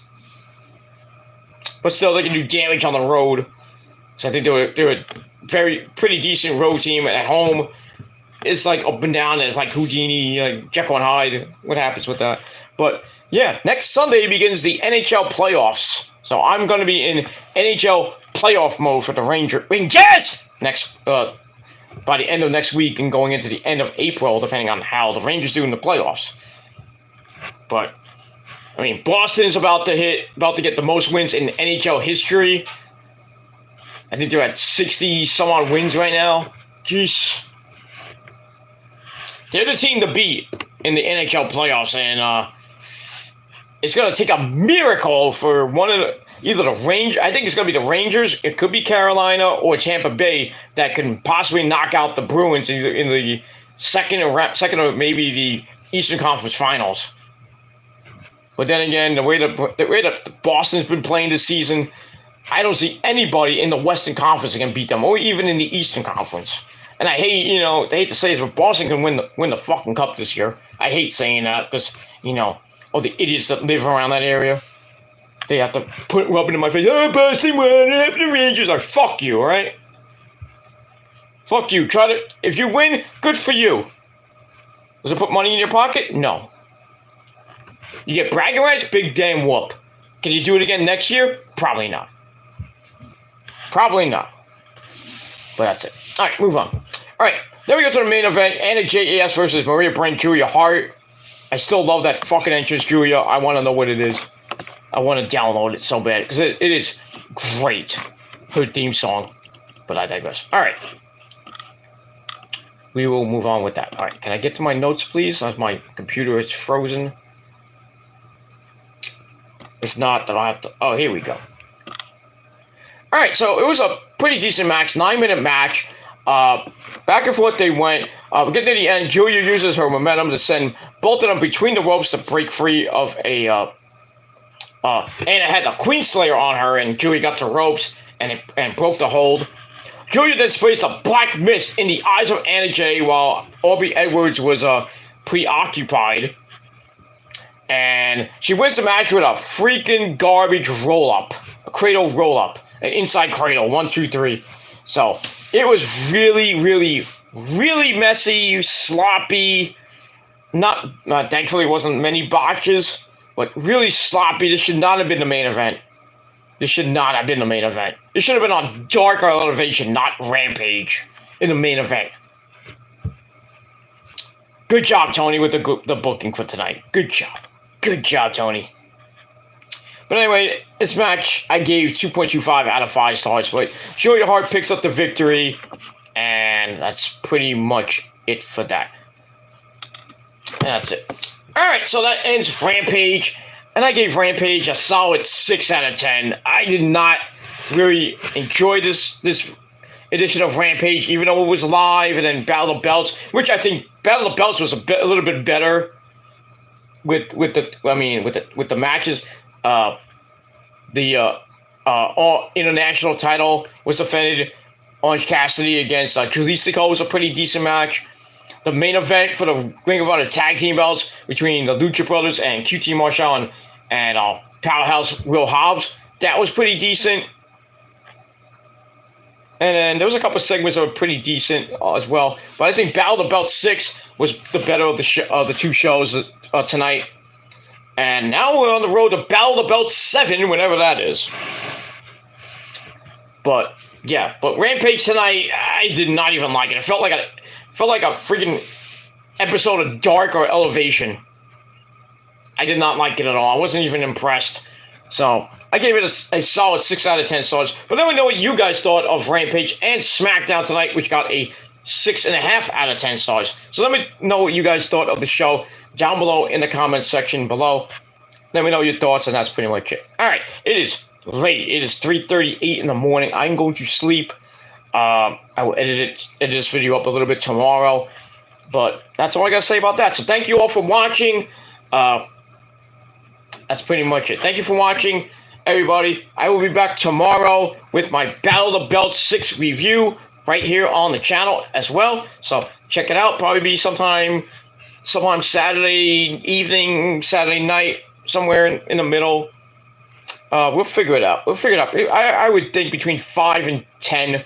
I'll do the review, get it out of the way, because I want to enjoy my my Easter weekend, because I'm off. I was off today. I'm off tomorrow. I'm off Sunday. Go back in Monday to get back to work and everything. Everybody else is going back to work. Some of you maybe, I don't know, but yeah, that's it. So that's it. So tomorrow will be my last video before Easter.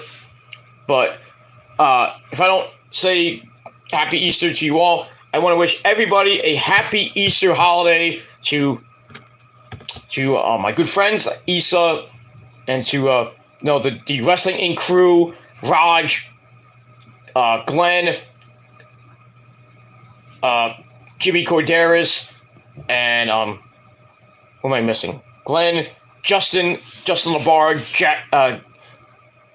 Jack, Raj, everybody on Wrestling Inc. and Issa and her chat. Happy Easter to you guys and girl. Hope you have a great Easter and all that. To my friends here on YouTube, or my subs, happy Easter as well. We'll rally Thank you, even the people I've had in the chat the last couple of days, Muhammad and Itman's loyal servant. Surprisingly, I didn't see tonight, but maybe they're celebrating Ramadan or Passover. So happy Passover to my Jewish subscribers. Happy Ramadan. I think Ramadan's happened already. So happy Ramadan to all my Muslim peeps, and to all my regular peeps. Happy Easter. Even to my old friends I mentioned before, Eric, Justin, Eric, Brandon, Jordan, and everybody else, Nick, Lauren, even Prince Idol, Andre Corbio, everybody else that I used to be friends with, and some of them I'm still kind of cordial with now. Happy Easter. That's all I got. That's all that matters. And just coming out as a man, being real, and just celebrating, celebrating and wishing everybody a happy Easter like a real man would. And to everybody else, I would say happy Easter, but for some of you, I hope you have a rotten Easter. But it is what it is. But just enjoy the weekend, everybody, and be safe. Don't eat too much on Easter. Just be safe with your family. Watch some baseball, watch some hockey, watch whatever you want to watch on Easter Sunday, and just have fun. And that's pretty much it. So I'm out of here. Thanks for watching. Happy Easter, everybody. I'll be back tomorrow. My final video before Easter. My Easter vlog will be coming out on Monday, and then we're back to our normal schedule beginning on Monday. We'll be back with Raw reviews, NXT, Dynamite, Ring of Honor, Smackdown, Rampage, and then that'll be it. Back to normal on Monday. All right, thanks for watching, everybody. Go to sleep if you're in the East Coast. Really, you should be asleep by now. I should be asleep by now, but I'm still I'm about to finish this video. So on the East Coast, go to bed. On the West Coast, if you're still up, well, congratulations to you. And that's pretty much it. So I'm out of here. Peter Joseph signing off. Peace out, rock on, and rock hard with your cookout. And if you're not down with that, you can choke on an Easter egg. Because if you're not down with me and the prophecy and everybody else, it's too goddamn bad. Because we got 3 words for you. Fuck you, man. And that's pretty much it. So until next time, happy Easter. And I'll see you again next time. Peace. Bitches. Don't kill the Easter Bunny this year.